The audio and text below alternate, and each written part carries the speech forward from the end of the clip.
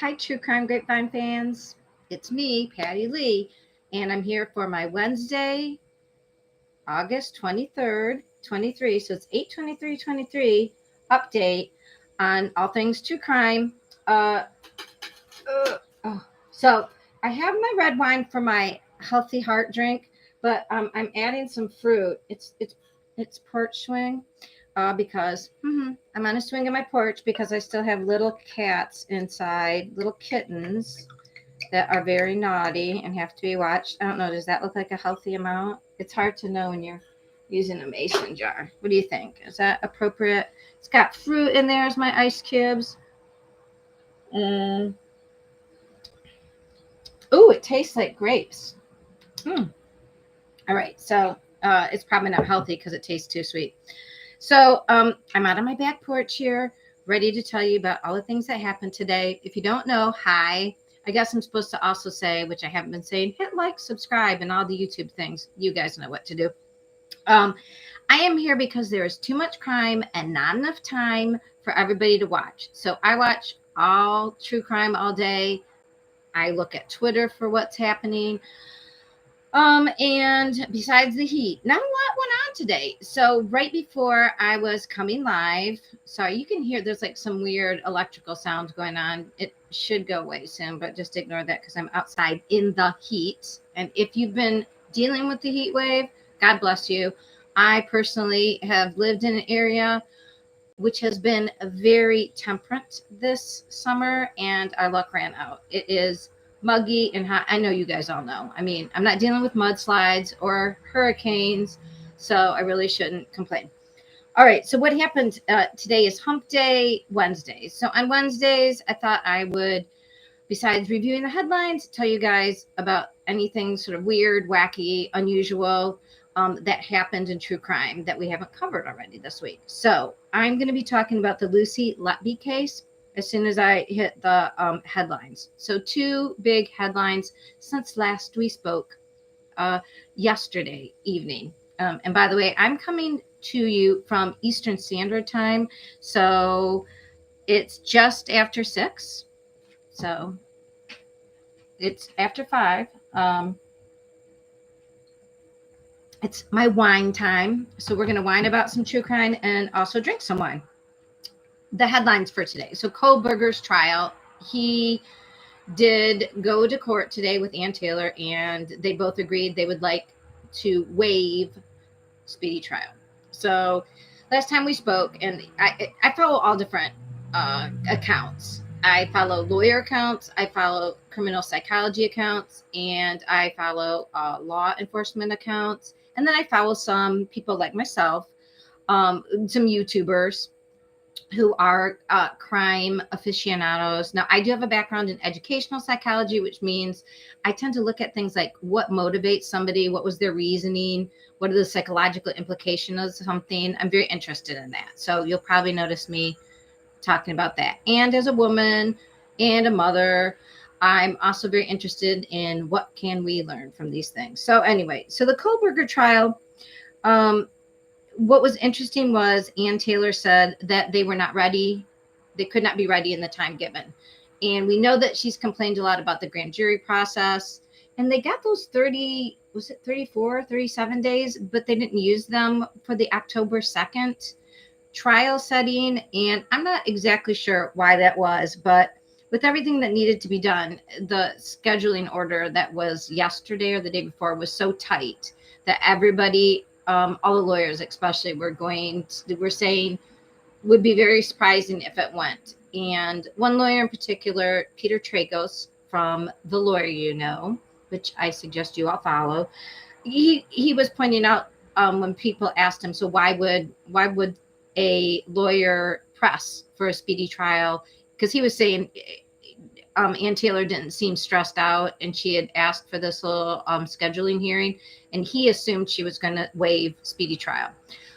But people were saying, why would you wait so long? Why would you go through all that other stuff? Well, you have to think of it a little bit like chess. If there are strict timelines, then you can pressure the other side to give you like discovery, because defense gets whatever law enforcement has discovered, but they aren't they aren't doing the investigation. They aren't analyzing things. I think they can get experts to reanalyze if there's like enough DNA, and we heard about that in the Laura Vallow trial. But in this trial, they're just trying to get like, what did you get? The discovery of what was the results of that investigative genetic genealogy, and how did you get it? They wanted to know that process, and they were not getting it. And that argument about them wanting the whole process is still being discussed. I don't believe there was any orders about that. The judge did not say what exactly the prosecution has to give the defense, but now they have more time. So now nobody's going to be in a big hurry about anything. Of course, that gives Kohberger's more time to get ready, and it's a death penalty case. So you want to be ready.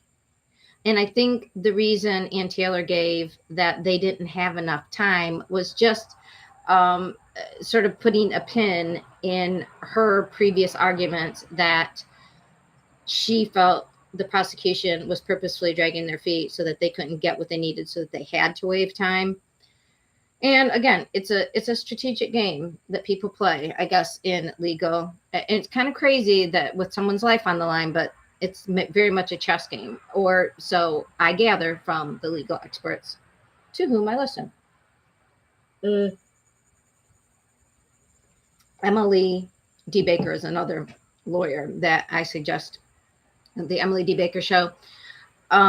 She does pop culture, but she does some true crime when it gets big enough to be part of pop culture. So highly suggest you go there. So that was the big headline, and that happened on the West Coast. And I forget in the part, Idaho is split between Mountain Time and Pacific Time. So I don't know if they are on Mountain Time or Pacific Time, but it just happened within the hour or so.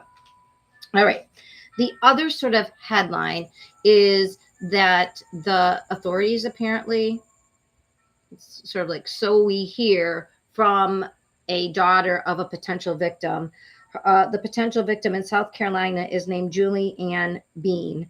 And her daughter said that she felt when she saw a picture of Rex Heuermann that was the last person she saw her mother get in a car with and take off. And she didn't know for sure that her mom was a sex worker, but did think that she got money. I mean, she was in high school. She sort of had this understanding that she brought back money from dates.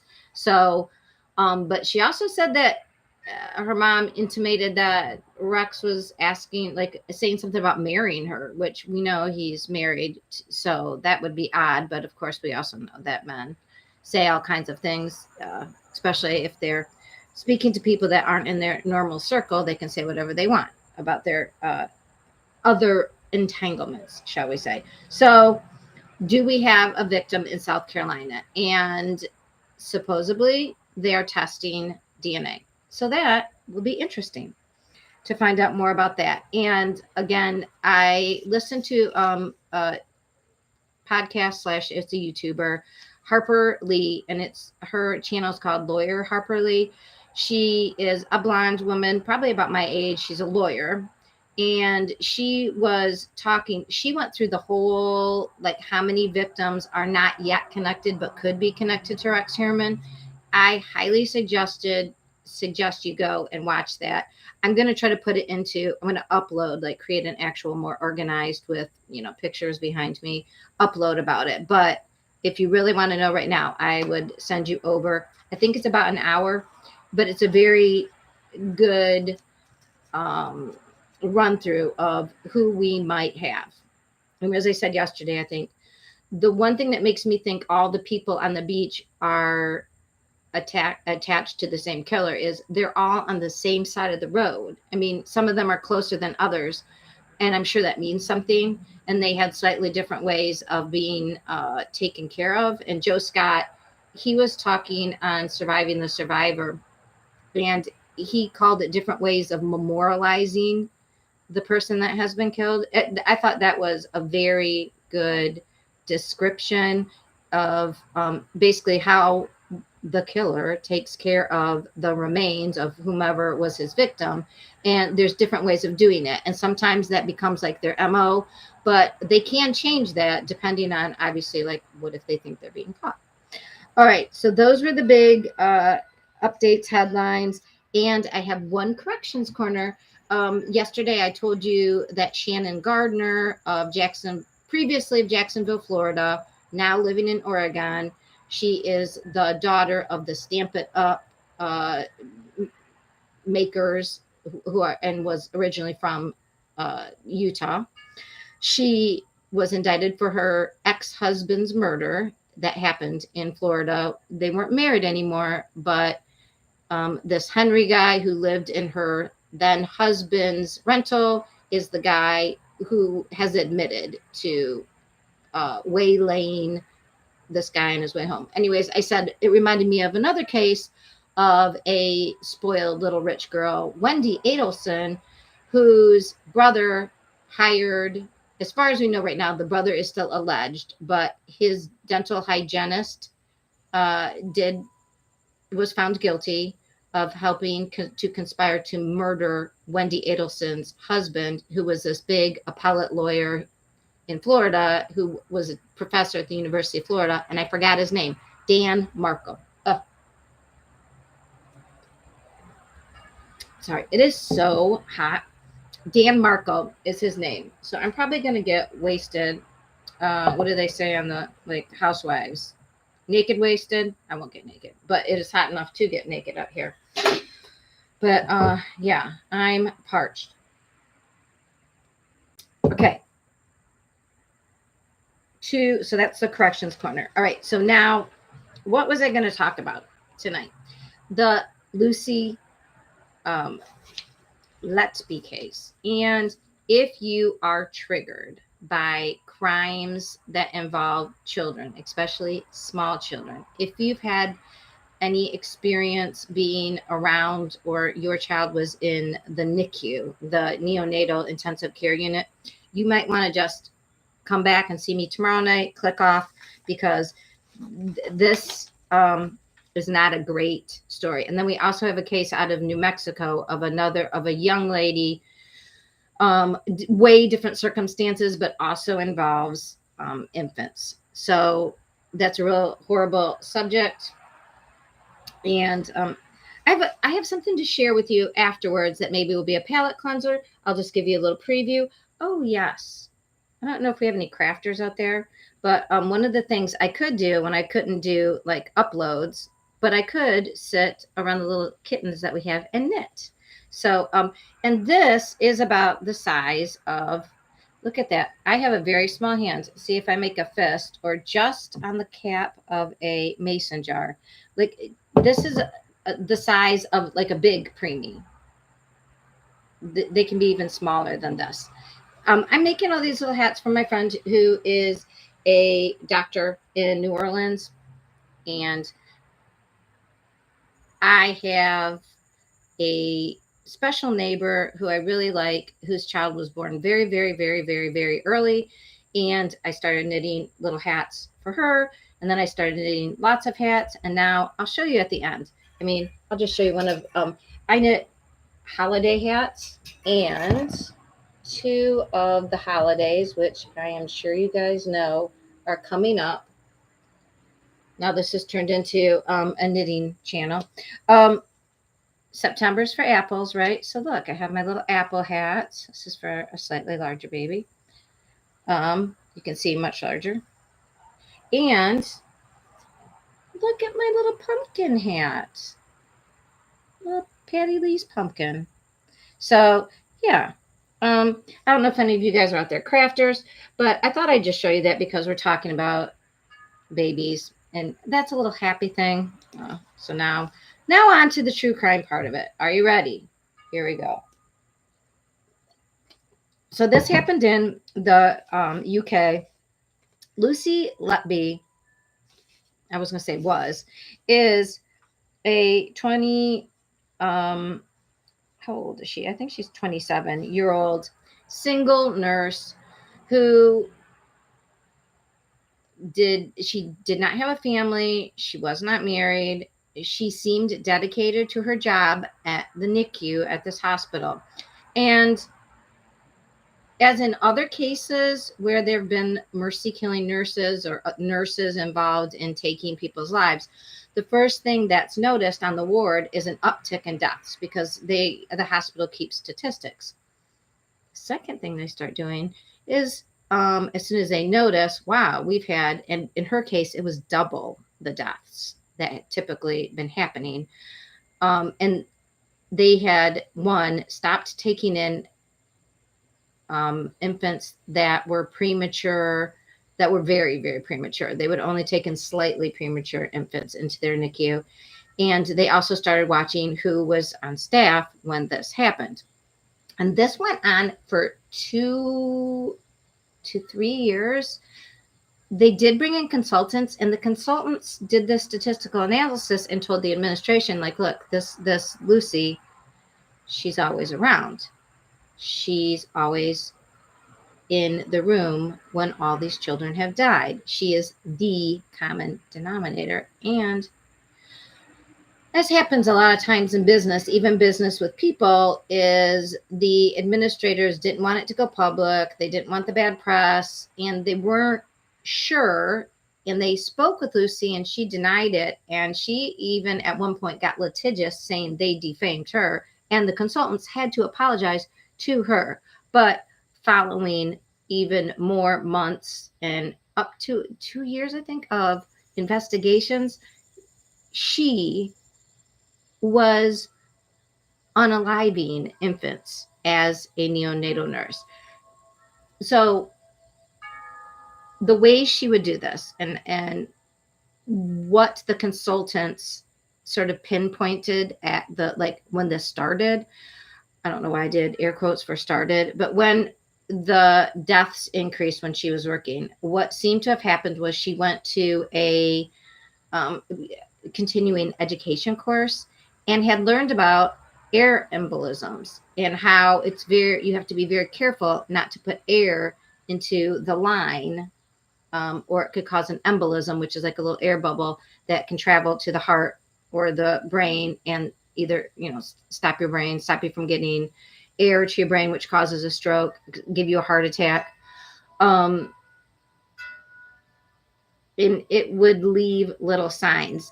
A number of the children, and they named them like baby A, B, C, D, E, F, and there were 17 babies, I believe, that died. Imagine. She almost got through the alphabet. And she wasn't convicted on all of them. I think she was convicted on 6. But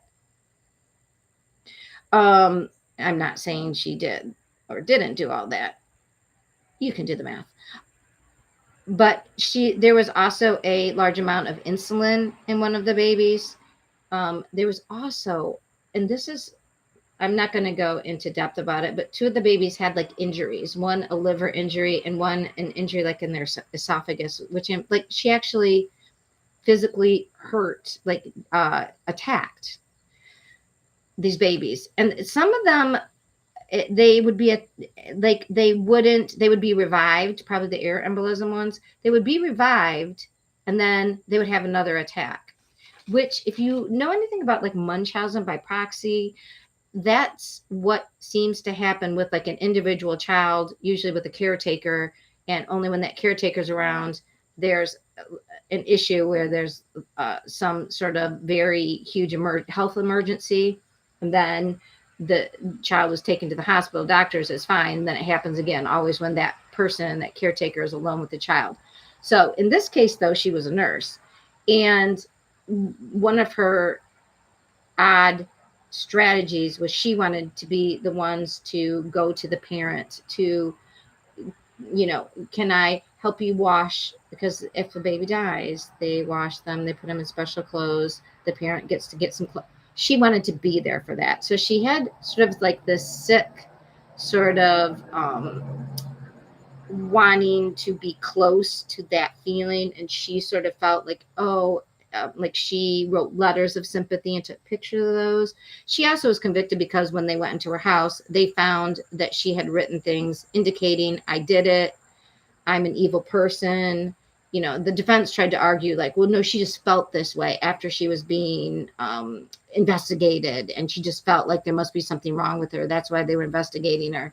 But if you read the writings, you can see that one of them, I think it says, I hated babies. I hate babies, or I hated them. I mean, very, very, very incriminating. So why did she do it? So maybe it is like Munchausen's. She was getting some sort of emotional kick, like a dopamine hit from being in a very dramatic situation. Now, she didn't try to save him, though, which often happens in Munchausen, where the person is seen as like, oh, you're so great because you saved the person who was in trouble. So it seems like she was more wanting to be the person to take care of the grieving parent and get to near grief, to be around death and grief. And that sort of gave her a feeling of control, is what some have said. Can we say for sure what was in her brain? No. It is abhorrent and just abnormal, right? I mean, this isn't typical. I will say, when I had my kids, I would have them sleep next to me, even though, everybody's like afraid if you fall asleep, somebody can come in, although you hardly, I don't think, sleep when you're in the hospital. But having your baby in that nursery, you are very much trusting those nurses. And most nurses, I mean, highly trustworthy.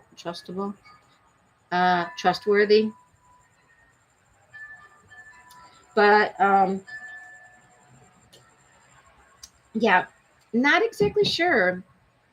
Maybe we'll hear more. Maybe there'll be, the UK, I don't know if we will, they're not quite as trying to make a buck off of crime. Like, I don't know if someone's going to write a book about it, or if she'll try to write a book, or if she can even do that over there. But it will be very interesting. So she was convicted, and in the UK, she received the largest, like most severe sentence, which is life in jail without parole. She is known as the most prolific baby killer in the UK, like, that's ever been. So, yeah, I mean, it's really sad. She seemed very, I mean, the fact that somebody can be so unhappy with your life that you decide to actually create like a drama, it's kind of like, what do you call it? Like Vanderpump Rules, like reality TV, only she had this whole little like reality situation. One of the things the prosecution said was she always called her friend, and they intimated it was her boyfriend, or she wanted it to be her boyfriend, or they had a romantic tryst or interest. This doctor, she would always get him to come into the ward when these things happened. God, I mean, let's hope. I mean, can you imagine if you thought bonding over death was the hot thing in your life? All right. Yes, that is horrible. All right. The other quick, again, and it deserves more than just a little update, is I think she was 19-year-old in New Mexico. She went to a hospital with horrible abdominal pain. And if you've watched I Didn't Know I Was Pregnant on I think it wasn't that TLC? I think we all know the term toilet babies. I mean, young girls get pregnant, deny they're pregnant because either they just can't have it in their life because their family's over religious, or they're going to college, or there's something, like they're just like, no, I'm not pregnant.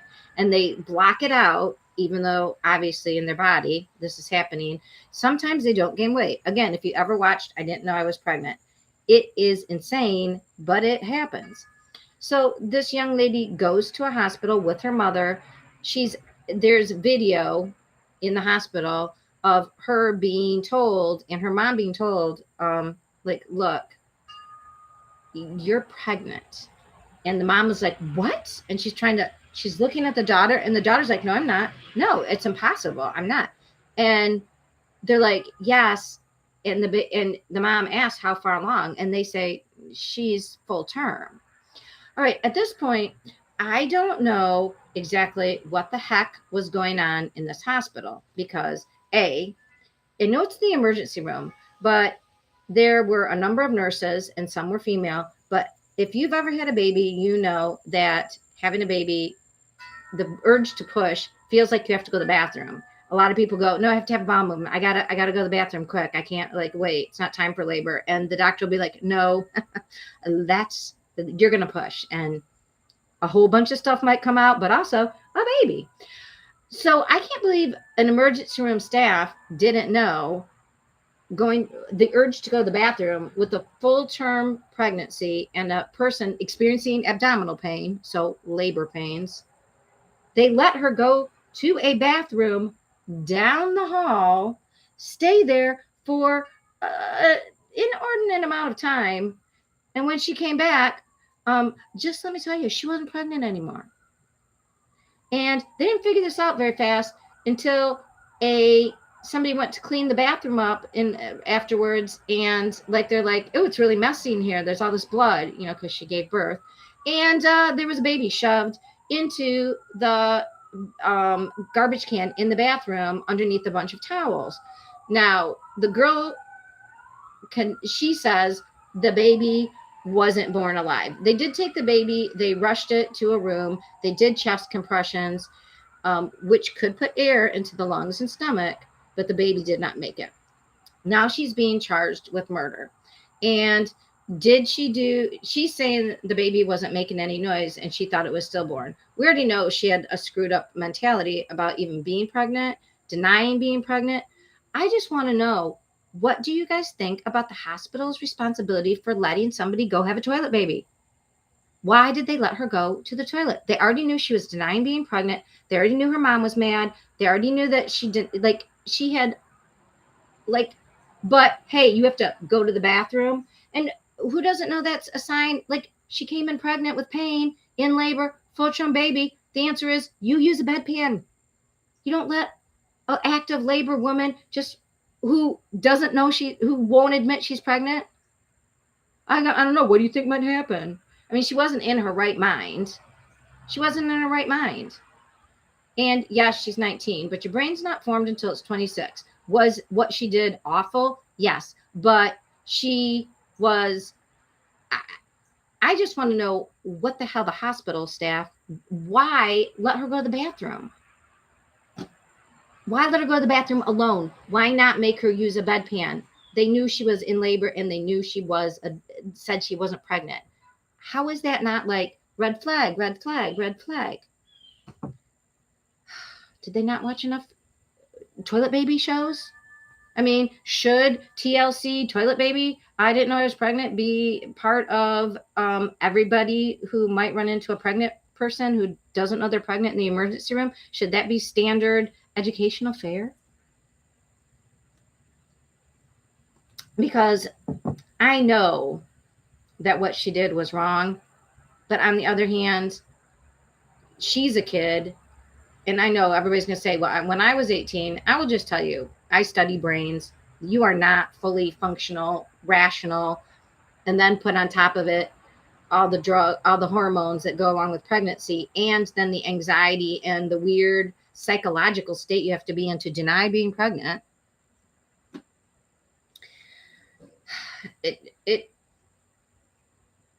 We've seen this before with other people who go to dances and have babies. Like, they're living their lives like they're normal, and then oops, there's a baby and I'm just going to put it away. I'm just going to get rid of it. Like, I'm going to pretend that didn't happen.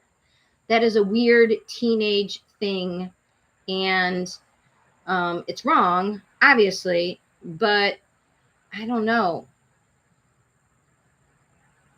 I don't know what the answer is. But I do know that if you get as far as being in the freaking emergency room in a hospital bed, you're denying being pregnant, you're in active labor with a full-term baby, you don't go to the bathroom by yourself because you're going to have a toilet baby. And you're probably going to want to get rid of it because you didn't want to be pregnant, and they knew that from the get-go. So now there's a civil case against the hospital, which, I mean, is that going to bring back the baby? No. Again, the hospital staff needs to be better educated, and a life could have been saved, and that baby could have been given up for adoption. She didn't have to keep it. I mean, but what do you think? Like and subscribe. But put in the comments, what do you think the hospital staff, I mean, do you agree that maybe, have you had a baby? I don't know. You guys, it's very upsetting, as most true crime is, right? So what can we learn? I don't know. Make sure that if you go to the hospital with your daughter and they say she's having a baby and you didn't know she was pregnant, she didn't either, from that moment on, don't leave your kid alone. And always tell your kid, no matter what happens, you can give up a baby for adoption. Nobody has to know about it. You're not a bad person. I mean, we can give these messages the whole time before, of course. I mean, it's hard. And I don't know how you guys feel about it. But anyways, it's been 30 minutes, you guys. I think we've covered most of the headlines that happened this weird, wacky Wednesday. And I'm sorry for the sad story. So let's end on a happy note. All right. Besides, look. 1, 2. That's right. I'm going to show them all to you. 3, 4, 5, 6. Oh my gosh.